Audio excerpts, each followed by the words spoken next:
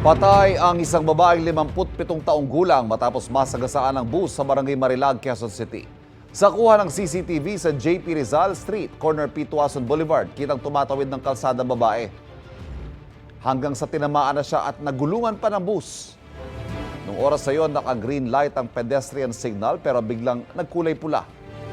Ayon sa responding taga-barangay, patay na ang babae ng datnan nila. Inabot ng mahigit 2 oras bago naialis ang kanyang bangkay sa ilalim ng bus. Paliwanag ng driver, hindi niya napansing may tumatawid habang siya'y pakaliwa. Nalaman lang daw niyang may nabangga nang may kumalabog sa likuran ng bus. Posibleng maharap ang driver sa reklamong reckless imprudence resulting in homicide. Inihiling na raw ng barangay sa Metro Manila Development Authority o MMDA na ipagbawal na ang pag-left turn sa naturang intersection. Kapuso, huwag magpapahuli sa latest news and updates. Mag-iuna ka sa balita at mag-subscribe sa YouTube channel ng GMA Integrated News.